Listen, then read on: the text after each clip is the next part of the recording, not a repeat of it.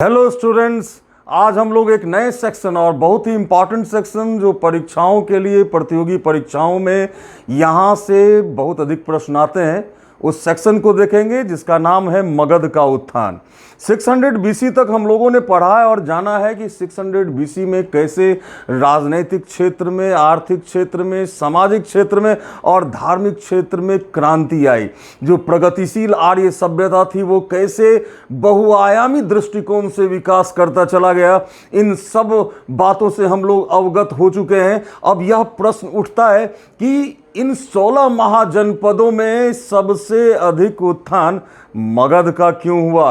वो कौन से कारक थे कि 16 महाजनपदों में सबसे अधिक सर्वाधिक शक्तिशाली महाजनपद के रूप में मगध का उत्थान हुआ? जैसा कि हम लोगों ने पिछले वीडियो में जाना कि 600 बीसी में महाजनपद काल में जो महाजनपदों की सबसे अधिक जो सघनता थी वो गंगा घाटी क्षेत्र में थी। आर्य सभ्यता जिसका विकास भारत के उत्तर पश्चिम में हुआ, धीरे धीरे वो पूर्व की ओर बढ़ता चला गया और पश्चिम भूलता चला गया।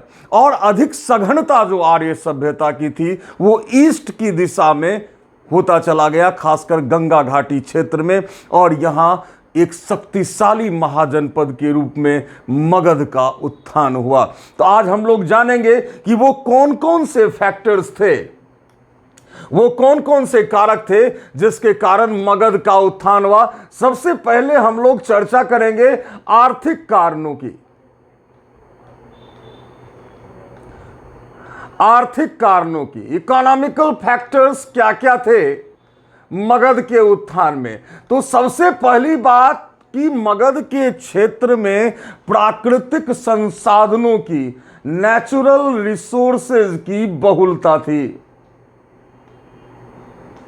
प्राकृतिक संसाधनों की बहुलता थी। इस क्षेत्र में आयरन, लोहा, तांबा, कॉपर और अन्य खनिज बहुतायत पाए जाते थे, बहुलता के साथ पाए जाते थे। और इस युग में खासकर महाजनपद काल में जो क्रांति आई उसमें सबसे बड़ा फैक्टर लौह क्रांति का था, आयरन रिवॉल्यूशन का था। और मगध के क्षेत्र में लोहा प्रचुर मात्रा में पाया जाता था। और दूसरी बात ये कि मगध के क्षेत्र की जो जलवायु है वो कृषि के लिए, एग्रीकल्चर के लिए बिल्कुल अनुकूल है।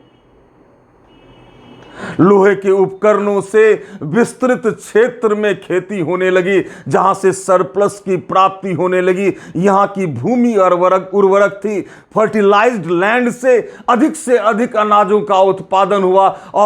और जो अर्थव्यवस्था का आधार होता है, अगर वो विकसित अवस्था में हो, उसमें सरप्लस की स्थिति हो, तो अर्थव्यवस्था के अन्य आयाम भी डेवलप होते हैं। मगध के क्षेत्र में भौतिक विकास का, भौतिक संस्कृति के विकास का एक क्रम चला और यह क्षेत्र धीरे धीरे धनी होता चला गया। दूसरी बात कि मगध के क्षेत्र में जंगल की भी प्रचुरता थी और जंगल से काष्ठ की उपलब्धता, लकड़ी की उपलब्धता थी, जो ईंधन के लिए भी बहुत जरूरी था। और इस क्षेत्र से हमें बहुतायत जंगल भी हमें मगध के क्षेत्र में मिलते हैं। तो ये इकोनॉमिक फैक्टर्स जो थे, आर्थिक कारण के कारण इस मगध के क्षेत्र में भौतिक संस्कृति का प्रसार हुआ। धीरे धीरे इस क्षेत्र में ह्यूमन रिसोर्सेज भी, मानव संसाधन का भी विकास होता चला गया। इस क्षेत्र की जनसंख्या बढ़ती चली गई। इकोनॉमिक एक्टिविटी में, आर्थिक क्रियाओं में तीव्रता आने के कारण, एक्सलरेशन आने के कारण इस क्षेत्र में रोजगार के अवसर अधिक थे। यहां नौगमन के लिए उपयुक्त परिस्थितियां उपलब्ध थी। गंगा नदी, सोन नदी, ये सब व्यापार के लिए जलमार्ग के रूप में इस्तेमाल होता था। व्यापारिक गतिविधियां, चाहे वो इंटरनल ट्रेड हो या एक्सटर्नल ट्रेड हो, इस क्षेत्र में व्यापार भी बहुलता के साथ होना प्रारंभ हुआ। एक तरह से आर्थिक त्वरण की स्थिति आई। इकोनॉमिक एक्सेलरेशन की स्थिति आई और ये आर्थिक कारण बहुत बड़ा फैक्टर बना मगध के उत्थान में। अब हम लोग देखेंगे दूसरा क्या कारण था मगध के उत्थान का। अगर हम बात करें दूसरे महत्वपूर्ण कारक की, तो इस क्षेत्र में प्रतिरोध की नगण्यता थी। प्रतिरोध की नगण्यता।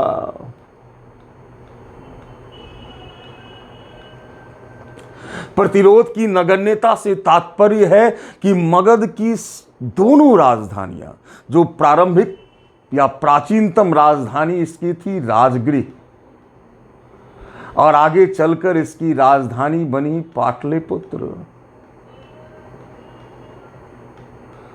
और इन दोनों राजधानियों को प्राकृतिक सुरक्षा प्राप्त था और दुश्मनों के लिए यह जगह, ये राजधानियां एक अभेद दुर्ग बन चुका था और दुश्मनों के लिए यहां अटैक करना बहुत ही दुष्कर, बहुत ही कठिन कार्य था, क्योंकि जहां राजगृह, जिसका अन्य नाम गिरिव्रज भी मिलता है, बिंबिसारपुरी भी मिलता है, राजगृह चारों ओर से 5 पहाड़ियों से घिरा हुआ क्षेत्र था। दुश्मनों के लिए राजगृह पर आक्रमण करना बहुत ही दुष्कर था। दूसरी तरफ पाटलिपुत्र जो था वो एक जल दुर्ग था, जो तीनों ओर से नदियों से गंगा, सोन नदियों से, गंडक नदियों से घिरा हुआ यह क्षेत्र था।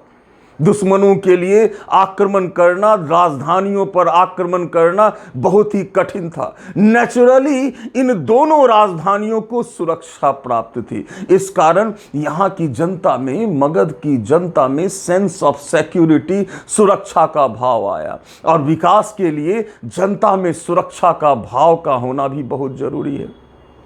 इस कारण यह भी एक बहुत ही इंपॉर्टेंट फैक्टर है, प्रतिरोध की नगण्यता जो मगध के क्षेत्र में पाई गई, जो अन्य महाजनपदों में नहीं थी, और मगध को यह प्राकृतिक रूप से प्राप्त था। अब हम नेक्स्ट कारक को जानेंगे कि मगध का क्षेत्र में जो सैन्य व्यवस्था थी वो भी दूसरे महाजनपदों की अपेक्षा बहुत ही अधिक विकसित थी, क्योंकि इस क्षेत्र में लौ अयस्क प्रचुर मात्रा में पाए जाते थे और युद्धास्त्र जो होते थे वो लोहे के ही बने होते थे। तो नए नए युद्धास्त्रों का आविष्कार हुआ। महाशिलाकंटक, महाकंटक, रथ मूसल जैसे हथियार बने, जो दुश्मनों पर आक्रमण करने के लिए बहुत ही परिष्कृत हथियार माने जाते थे। दूसरी ओर यहां जंगल होने के कारण और इस क्षेत्र में हाथियों की प्रचुर मात्रा थी, और मगध की सेना में गज सेना महत्वपूर्ण भूमिका का निर्वाह करती थी। एक शक्तिशाली सेना का निर्माण हुआ। ह्यूमन रिसोर्सेज के डेवलप होने से, मानव संसाधन के विकास से एक विशाल सेना का निर्माण मगध के लिए संभव हो पाया। दूसरे महाजनपदों की अपेक्षा मगध के पास विशाल सैन्य क्षमता थी, जो मगध को एक साम्राज्य के रूप में स्थापित करने में, एक विशाल साम्राज्य के रूप में स्थापित करने में महत्वपूर्ण भूमिका का निर्वाह किया। अब हम लोग अन्य कारकों को देखें।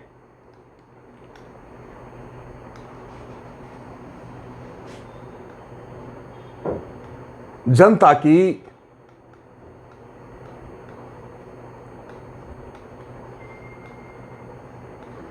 उद्यमशीलता। निसंदेह मगध की जनता उद्यमशील थी। अगर आपके पास प्रचुर प्राकृतिक संसाधन हो, मानव संसाधन हो, और जनता ही उद्यमशील ना हो, तो उस राष्ट्र का विकास नहीं हो सकता। आपने देखा कि प्रारंभिक आर्य सभ्यता में मगध के क्षेत्र से आर्य घृणा करते थे और मगध के लोगों को ब्रात्य कहा जाता था। ब्रात्य अर्थात जिसका त्याग करना चाहिए। इसलिए हम देखते हैं कि आर्य सभ्यता की जो विसंगतियां थीं वो मगध के क्षेत्र में अप्रभावी रही। यहां के लोगों के अंदर रूढ़िवादिता नहीं थी, ये लोग उद्यमशील थे और इनकी उद्यमशीलता ने एक भौतिक संस्कृति का, विकासमय भौतिक संस्कृति का प्रसार मगध के क्षेत्र में किया। यह बात भी ध्यान देने योग्य है कि यह मगध ही एक ऐसा राज्य था जिसने भारत में राजनीतिक एकीकरण की दिशा में प्रथमतः प्रयास किया। भारत में एक राष्ट्र की संकल्पना को साकार करने का श्रेय भी अगर किसी राज्य को जाता है तो मगध को ही जाता है। मगध की जनता जो थी वो प्रगतिशील विचारधारा के पोषक थे। ये लोग, इनके अंदर पुनर्जागरण की भावना थी, इनके अंदर एक वैज्ञानिक दृष्टिकोण था, ये उद्यमशील थे, मेहनती थे। इस कारण भौतिक संस्कृति का संचार मगध के क्षेत्र में हुआ। अब हम लोग इन तमाम फैक्टर्स को तो देखें, लेकिन इस बात से भी नकारा नहीं जा सकता कि मगध के जो राजवंश थे, प्रारंभिक राजवंश, उनकी भी बहुत महत्वपूर्ण भूमिका रही।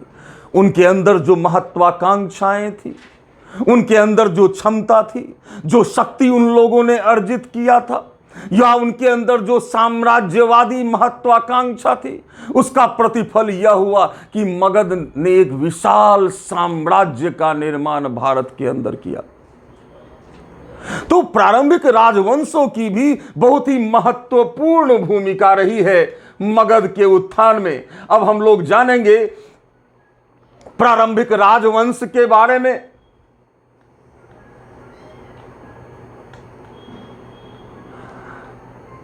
मगध के प्रारंभिक राजवंश को लेकर जो भी स्रोत हमारे पास उपलब्ध हैं, चाहे वो ब्राह्मण ग्रंथ हो या बौद्ध या जैन साहित्य हो, उससे जो हमें सूचना मिलती है, उस आधार पर हम देखते हैं कि अगर हम पुराण की बात माने, तो पुराण के अनुसार जो मगध का पहला राजवंश था वो बृहद्रथ राजवंश था। बृहद्रथ राजवंश था। महाभारत में इस राजवंश की चर्चा भी है और जरासंध इस वंश के महान शासक हुआ करते थे। बृहद्रथ वंश के बाद अकॉर्डिंग टू पुराण प्रद्योत वंश की सत्ता मगध में स्थापित हुई और उसके बाद शिशुनाग वंश की सत्ता मगध में स्थापित हुई, अकॉर्डिंग टू पुराण। लेकिन बौद्ध ग्रंथों से जो हमें प्रमाण मिलते हैं, बौद्ध और जैन साहित्यों से, उसे ही प्रमाणिक माना गया है, उसे ही मान्य मत के रूप में स्वीकार किया गया है। और बौद्ध ग्रंथों की अगर हम बात माने, जो मान्य मत को देखें, तो जो पहला प्रारंभिक राजवंश था या पहला राजवंश था मगध का, वो हर्यक राजवंश था। हर्यक राजवंश। और उसके बाद शिशुनाग राजवंश की सत्ता स्थापित हुई और फिर नंद राजवंश की सत्ता स्थापित हुई। प्रारंभिक इन तीनों राजवंशों का मगध के उत्थान में बहुत ही महत्वपूर्ण भूमिका थी।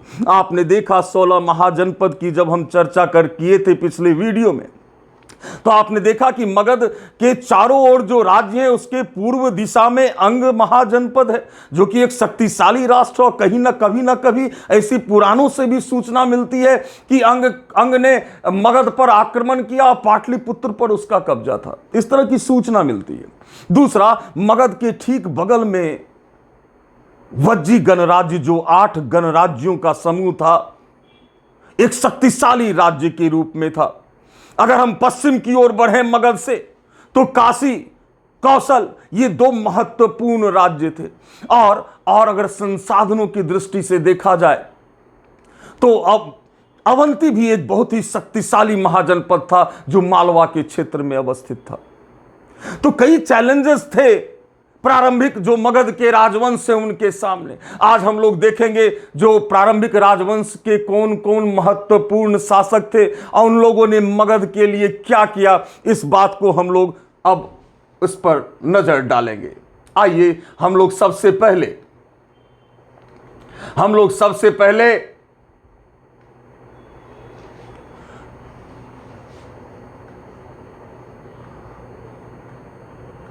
हर्यक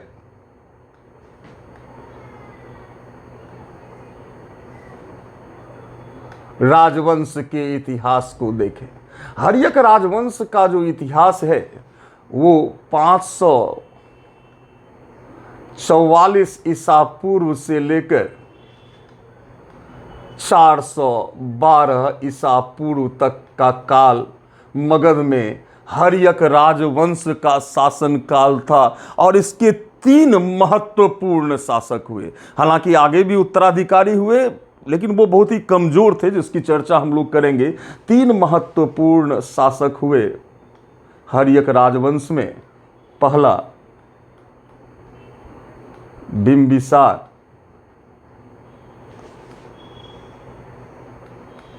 दूसरा अजातशत्रु,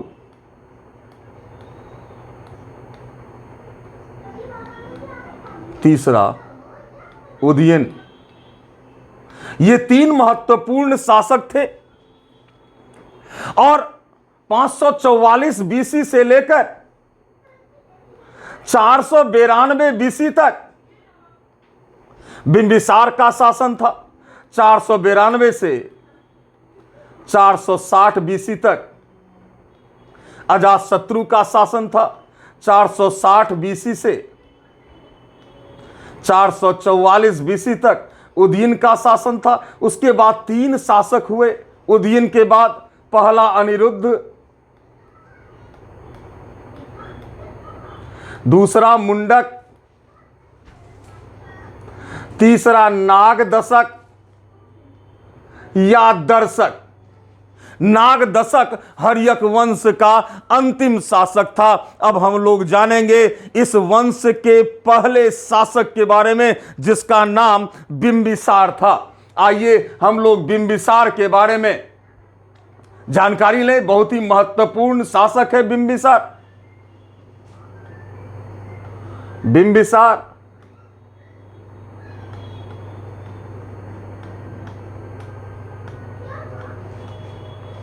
544 बीसी से लेकर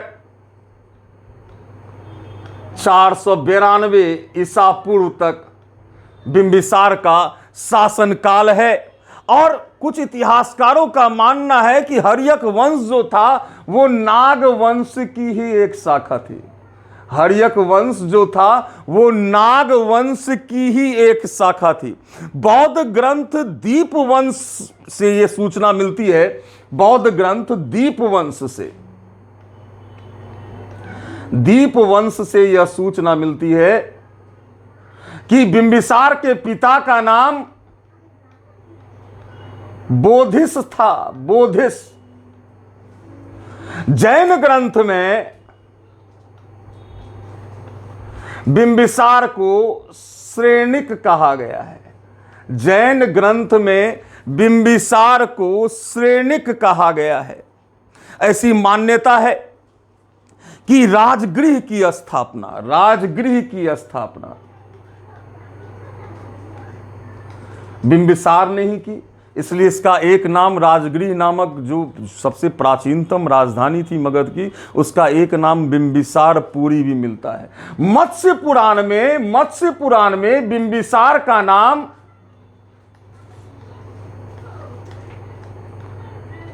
क्षेत्रोजस मिलता है। बिंबिसार का नाम क्षेत्रोजस मिलता है। और बिंबिसार एक बहुत ही बड़ा साम्राज्यवादी शासक था। यह बहुत बड़ा कूटनीतिक था। शिक्षा और साहित्य का महान संरक्षक था बिंबिसार। आइए हम देखें कि बिंबिसार ने अपने साम्राज्य का विस्तार कैसे किया। तो इसने अंग, जो आधुनिक भागलपुर मुंगेर के क्षेत्र में अंग महाजनपद स्थित था, वहां के शासक ब्रह्मदत्त को इसने परास्त किया और अंग को मगध में मिला लिया, अंग को मगध में मिला लिया और यहां का उपराजा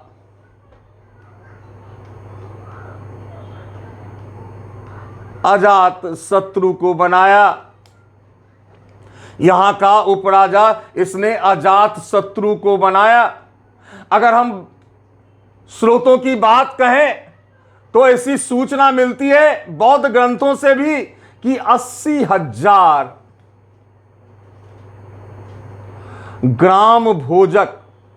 ग्राम भोजक इस युग में गांव के मुखिया को कहा जाता था। 80,000 ग्राम भोजक की सभा बिंबिसार के दरबार में लगती थी और यह भी सूचना मिलती है कि इसका साम्राज्य जो था वो 9 मील तक फैला हुआ था। इसका साम्राज्य जो था वो 9 मील तक फैला हुआ था। इसने कूटनीतिक संबंधों के लिए कई राजवंशों के साथ वैवाहिक संबंध स्थापित किया। अगर हम वैवाहिक संबंधों की बात करें बिंबिसार की, इसने जो वज्जी संघ का सबसे महत्वपूर्ण गणराज्य था लिच्छवी, वहां के राजा चेटक की पुत्री चेलना के साथ विवाह किया। चेटक की पुत्री चेलना के साथ विवाह किया। इसने कौशल राज्य के शासक महाकौशला की पुत्री और प्रसेनजीत की बहन महाकौशला के साथ भी विवाह किया। और इस विवाह में, महाकौशला के साथ विवाह में, उन्हें काशी के 100 गांव दहेज में मिले, जहां से 1 लाख मुद्रा प्रति वर्ष टैक्स की प्राप्ति होती थी बिंबिसार को। और इसने मद्र देश की राजकुमारी क्षेमा के साथ भी विवाह किया। इस तरह से देखते हैं कि अपने सीमा में जितने भी राज्य थे, चाहे वो लिच्छवी हो, चाहे इधर कौशल राज्य हो, इधर मद्र देश की जो राजकुमारी थी क्षेमा, इन सब के साथ इनका बहुत घनिष्ठ संबंध हो गया इन वैवाहिक संबंधों के द्वारा। इसके अतिरिक्त बिंबिसार की दोस्ती भी, बहुत इंटेंट रिलेशन था अवंती, जो बहुत ही शक्तिशाली महाजनपद था, वहां के राजा चंडप्रद्योत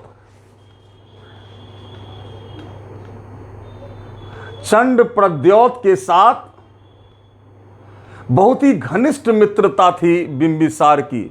और ऐसा कहा जाता है कि जब चंडप्रद्योत को पीलिया रोग, पांडु या जॉन्डिस रोग जब हो गया, तब अपने राजवैद्य बिंबिसार ने अपने राजवैद्य जीवक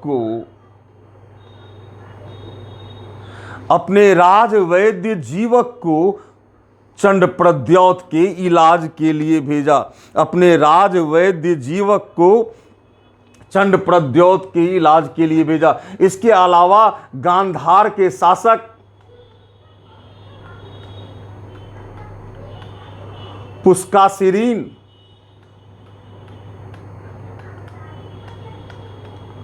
और सिंध के शासक रुद्रायन के साथ भी बिंबिसार के घनिष्ठ संबंध थे। और यहां पे 9 मील नहीं आप समझेंगे, 9 मील की जगह 900 मील, ये हमसे गलती हो गई, 900 मील क्षेत्र में इसका साम्राज्य फैला हुआ था।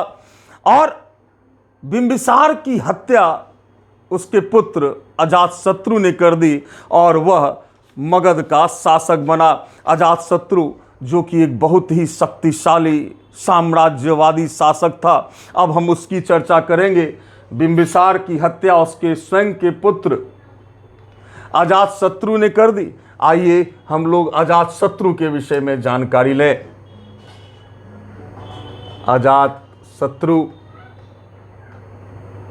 इनका टाइम पीरियड है 492 बीसी से लेकर 460 बीसी। पुराण में अजातशत्रु का नाम हमें अशोक चंद मिलता है। पुराण में अजातशत्रु का नाम हमें अशोक चंद मिलता है, जबकि जैन साहित्यों में इन्हें श्रेणिक कहा गया है। जैन साहित्यों में अजातशत्रु को श्रेणिक कहा गया है। इन्हें पितृहंता भी कहा गया है। यह मान्य मत है कि अजातशत्रु ने अपने पिता बिंबिसार की हत्या कर दी थी।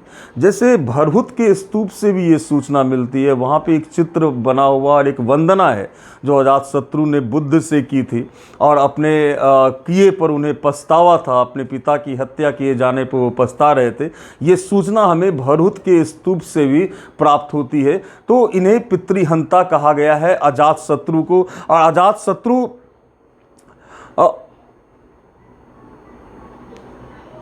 एक साम्राज्यवादी शासक थे। सबसे पहले इनके साम्राज्यवादी कार्यों को हम लोग देखें तो इन्होंने कौशल राज्य के राजा प्रसेनजीत को परास्त किया और उनकी बेटी वाजिरा के साथ विवाह किया। उसने कौशल राज्य के राजा प्रसेनजीत को परास्त करके, क्योंकि काशी जो बिंबिसार के समय में दहेज में दिया गया था महाकोसला के साथ विवाह, वो बिंबिसार की मृत्यु के बाद प्रसेनजीत ने पुनः प्राप्त कर लिया। इसी कारण अंतिम रूप से काशी को मगध में मिलाया था अजातशत्रु ने। अंतिम रूप से काशी को मगध में मिलाने का श्रेय अजातशत्रु को जाता है। सबसे महत्वपूर्ण जो युद्ध था वो वज्जी संघ के साथ। वज्जी संघ मगध के बगल में एक बहुत ही शक्तिशाली गणराज्य जो 8 गणराज्यों का समूह है, और इसकी शक्ति जस्ट बगल में, मगध के जस्ट बगल में एक शक्तिशाली राष्ट्र है। तो राज्य के सप्तांग विचारधारा के अनुसार यह दायित्व होता है राजा का कि वो उस शक्ति को तोड़े या उस राज्य को जीतकर मगध में मिलाए। दूसरी बात, वज्जी का सामरिक महत्व भी है। व्यापारिक दृष्टिकोण से भी वज्जी एक महत्वपूर्ण राज्य है। इसलिए वज्जी को जीतना अजातशत्रु के लिए अति आवश्यक था। जबकि उनके पिता का वैवाहिक संबंध लिच्छवी नरेश के साथ था, लेकिन वज्जी को जीतना जरूरी था अजातशत्रु के लिए। तो अजातशत्रु ने अपने 2 मंत्रियों की मदद ली, सुनिधि और वर्षाकार। सुनिधि और वर्षाकार की मदद से अजातशत्रु ने वज्जी संघ में फूट डलवाया और वज्जी को जीतकर मगध में मिला लिया। इस प्रकार हम देखते हैं कि वज्जी गणराज्य को, जो शक्तिशाली गणराज्य था, उसको मगध में मिलाने का श्रेय जाता है अजातशत्रु को। अजातशत्रु को जो सबसे अधिक खतरा था ना, वो था अवंती राज्य से। तो अवंती राज्य से सुरक्षार्थ उसने राजगृह का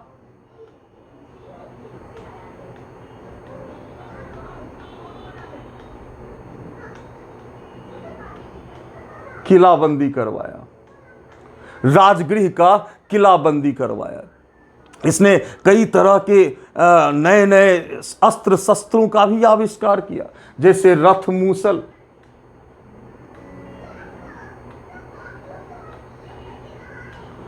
महाशिला कंटक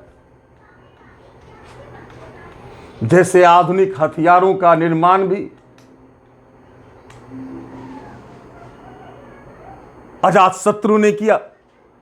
अजातशत्रु प्रारंभ में जैन धर्म का अनुयायी था। अजातशत्रु प्रारंभ में जैन धर्म का अनुयायी था, लेकिन आगे चलकर वह बुद्ध से प्रभावित हुआ और वह बौद्ध धर्म का अनुयायी बन गया।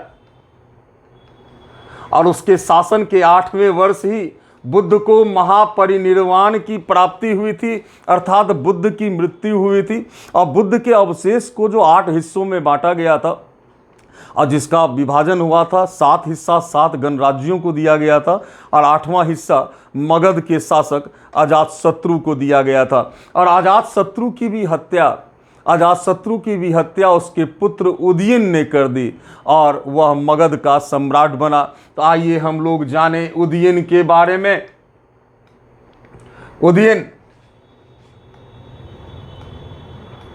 उदयन जिसका टाइम पीरियड 460 बीसी से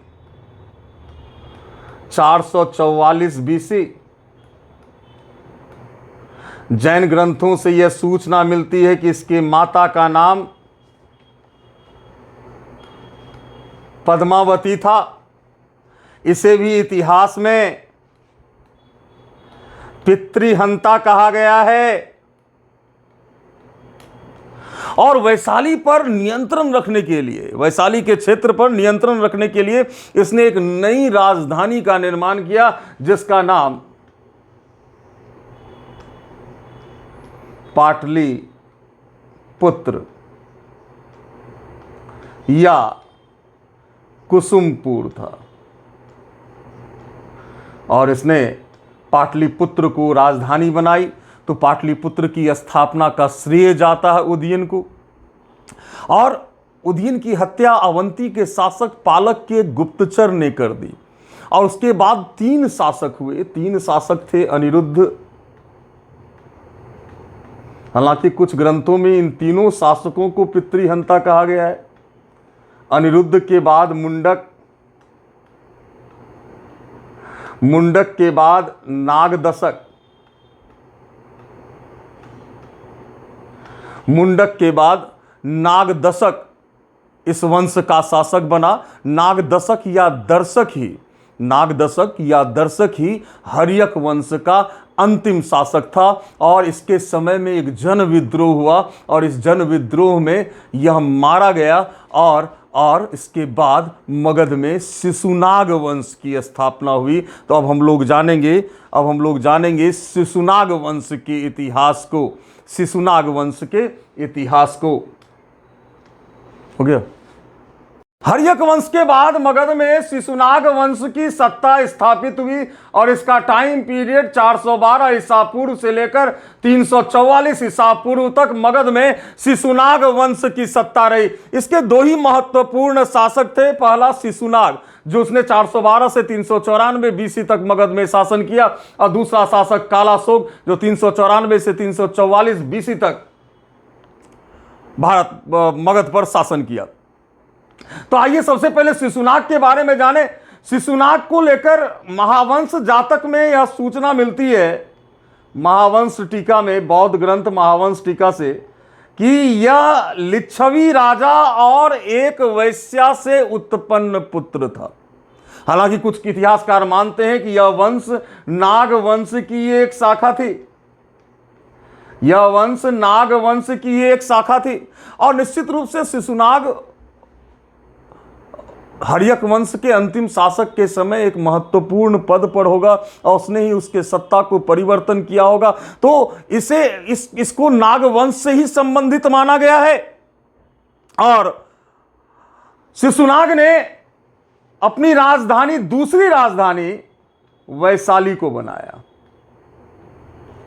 दूसरी राजधानी वैशाली को बनाया जो आगे चलकर उसकी प्रधान राजधानी बनी। अर्थात अगर यह प्रश्न पूछा जाए कि वैशाली किसके समय में मगध की प्रधान राजधानी बनी, तो आप नाम लेंगे शिशुनाग की, क्योंकि यही एकमात्र शासक है जिसके समय में वैशाली मगध की राजधानी थी।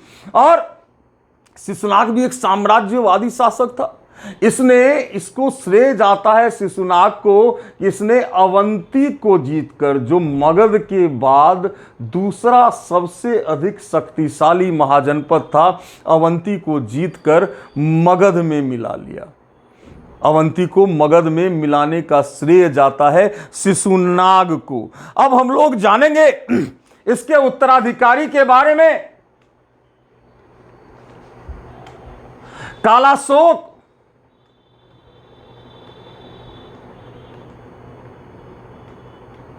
कालाशोक, जिसको पुराणों में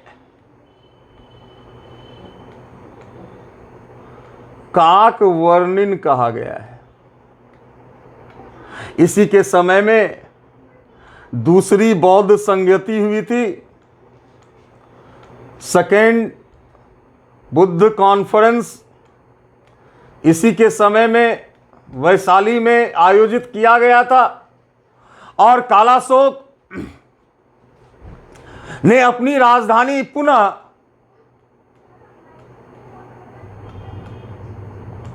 पाटलिपुत्र को बनाई। कालाशोक ने अपनी राजधानी पुनः पाटलिपुत्र को बनाई और एक ग्रंथ जो बाणभट्ट का जो हर्षचरित है, वैसे इसकी रचना हुई थी हर्षवर्धन के काल में, लेकिन बाणभट्ट के हर्षचरित से यह पता लगता है कि कालाशोक टहल रहे थे, टहलते समय किसी ने इसकी गला रेत कर इनकी हत्या कर दी। उसके बाद इनकी मृत्यु हो गई थी 366 बीसी में। और ऐसे प्रमाण मिलते हैं कि इसके बाद इनके 10 पुत्रों ने शासन किया। 10 पुत्रों ने 344 ईसा पूर्व तक इनके 10 पुत्रों ने शासन किया। और पुराण के अनुसार जो शिशुनाग वंश का अंतिम शासक था, अंतिम शासक, उनका नाम नंदीवर्धन था। उनका नाम नंदीवर्धन था। और इस वंश के सत्ता के बाद मगध में भारत का पहला शूद्र राजवंश की स्थापना हुई। और यह मिथक विचार कि शूद्रों की दशा बहुत ही अधिक खराब थी, ये कहना सही नहीं होगा, तर्कसंगत नहीं होगा, क्योंकि उस समय शूद्र वंश के महापद्मनंद ने मगध में एक शक्तिशाली साम्राज्य की स्थापना की, बहुत ही शक्तिशाली साम्राज्य की स्थापना। तो आइए हम लोग जाने भारत के पहले राजवंश, शूद्र राजवंश के बारे में, जिसका नाम नंद राजवंश था।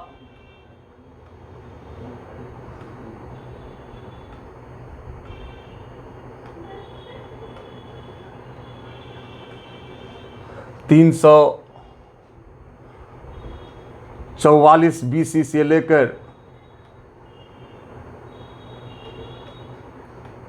323 बीसी तक, 344 बीसी से लेकर 323 बीसी तक मगध में नंद वंश की सत्ता रही। और इस वंश का संस्थापक जो था महापद्मनंद को माना जाता है। इस वंश का संस्थापक महापद्मनंद को माना जाता है। पुराण में इनका नाम महापद्म मिलता है। बौद्ध ग्रंथों में इनका नाम उग्रसेन मिलता है। बौद्ध ग्रंथों में इनका नाम उग्रसेन मिलता है। और जैन ग्रंथों में यह कहा गया है कि इनके पिता नाई थे। इन्हें नापित दास अर्थात नाई का पुत्र कहा गया है, नापित दास कहा गया है। ऐसी सूचना मिलती है कि एक नाई था जो बहुत ही सुंदर था, उसका संबंध राजमहल की रानी के साथ हो गया और उसी से उत्पन्न संतान था महापद्मनंद। पुराण की अगर बात माने तो यह शूद्र पत्नी से उत्पन्न संतान था। अकॉर्डिंग टू पुराण यह शूद्र पत्नी से उत्पन्न संतान था।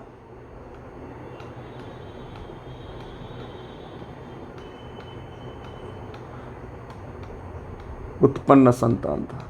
लेकिन महापद्मनंद एक महान साम्राज्यवादी शासक, कला और संस्कृति का महान संरक्षक, एक कुशल सेनापति जिसने भारत के अंदर एक विशाल साम्राज्य की स्थापना की, अपने चारों दिशाओं के राज्यों को जीता, चाहे वो इक्ष्वाकु हो, चाहे मिथिला का विदेह हो, चाहे पांचाल हो। तमाम राज्यों को जीतकर इसने मगध में मिलाया और एक विशाल साम्राज्य की स्थापना महापद्मनंद ने की। महापद्मनंद ने कई उपाधियां ग्रहण की, जैसे परशुराम का अवतार,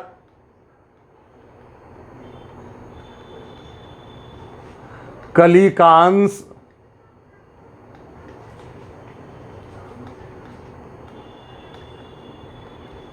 कलयुग का अवतार,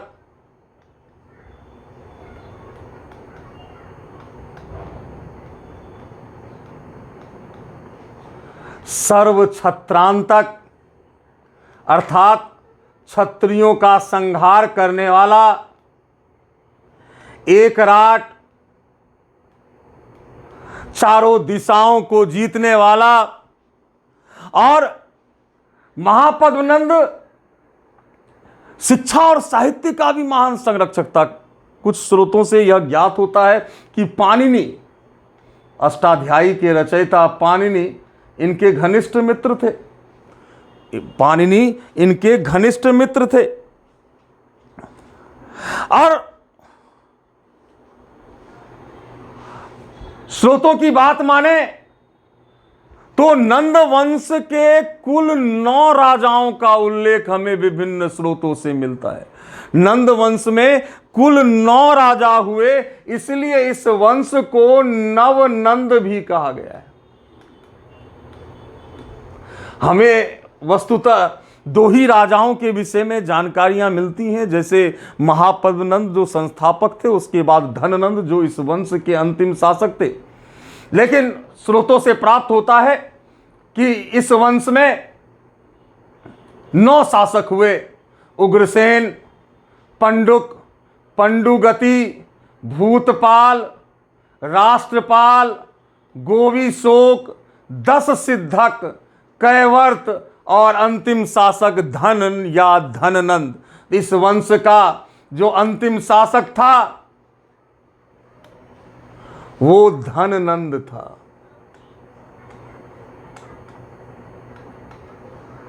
धननंद को यूनानी इतिहासकार अग्रमीज कहते हैं। अग्रमीज, और अग्रमीज का अर्थ होता है उग्रसेन का पुत्र। अग्रमीज का अर्थ होता है उग्रसेन का पुत्र। यूनानी इतिहासकार जेनोफोन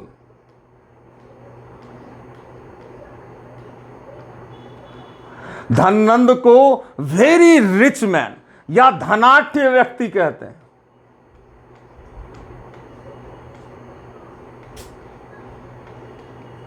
तमिल इतिहासकार मामुलनार और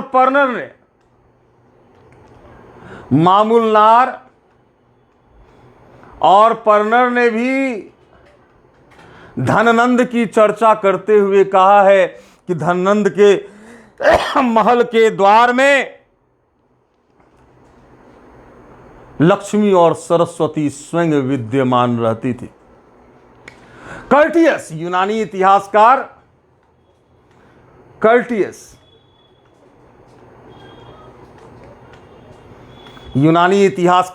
कर्टियस इसके सैन्य क्षमता का उल्लेख करता है और कहता है कि इसके सेना में 20,000 घुड़सवार सैनिक थे, 2 लाख पदाती सैनिक या पैदल सैनिक थे, 3,000 गज सैनिक था और 2,000 रथ इसके सेना में शामिल थे। अर्थात इसके पास विशाल सेना थी। मुद्रा राक्षस और कथा सरित सागर जैसे ग्रंथों से यह सूचना मिलती है कि धननंद के पास लगभग 99 करोड़ स्वर्ण मुद्रा थी। 99 करोड़ स्वर्ण मुद्रा। इसके जो अमात्य थे, जो महामात्य थे, उनका नाम भद्रशाल था। खुद भी बहुत बड़े विद्वान थे और ये जैन धर्म के अनुयायी थे। इनके दरबार में वर्ष, उपवर्ष, जैसे कात्यायन जैसे महान विद्वान भी इनके दरबार में निवास करते थे। और नंद वंश के जितने भी शासक हुए वो जैन मत के अनुयायी थे, जैन मत के अनुयायी माने गए। और सकटाल, सकटाल, कल्पक, स्थूलभद्र, कल्पक, सकटाल, स्थूलभद्र,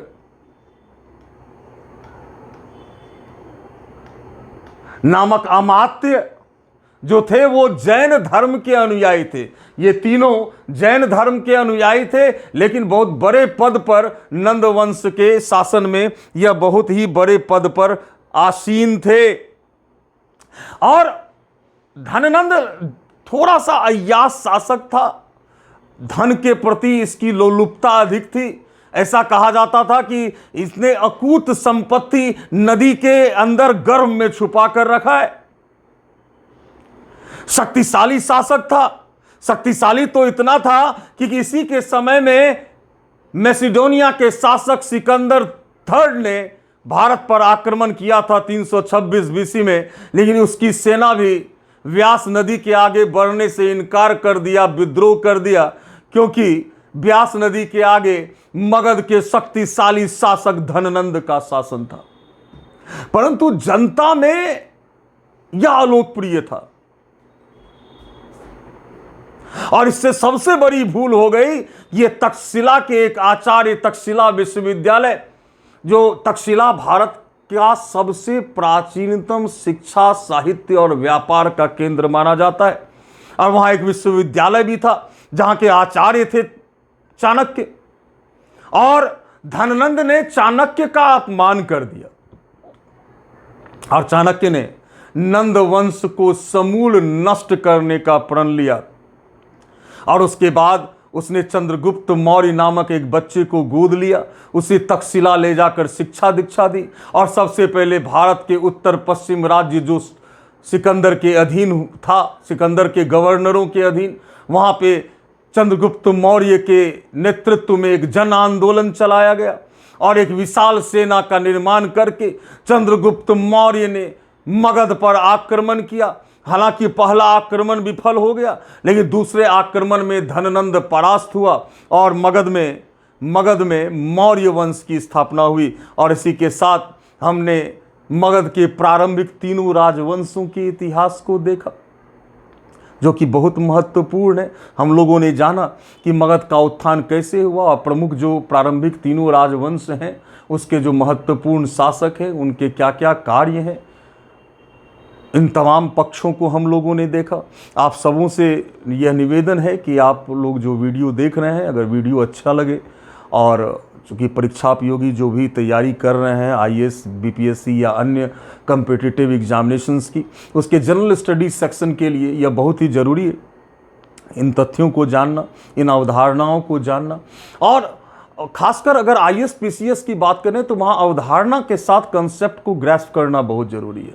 बिना अवधारणा के आप कंसेप्ट को लंबे समय तक नहीं, बिना कंसेप्ट के फैक्ट को लंबे समय तक नहीं रख सकते। इसलिए अवधारणा पर बल दें, और कंसेप्ट अगर क्लियर होगा तो फैक्ट्स अपने आप याद रहेगा और हमेशा याद रहेगा। और नेक्स्ट वीडियो में हम लोग बौद्ध धर्म और जैन धर्म की चर्चा करेंगे। और जिन लोगों ने अभी तक हमारे वीडियो को सब्सक्राइब नहीं किया, कृपया सब्सक्राइब कर लें हमारे चैनल को और हमारे वीडियो को लाइक शेयर करें। बहुत बहुत धन्यवाद।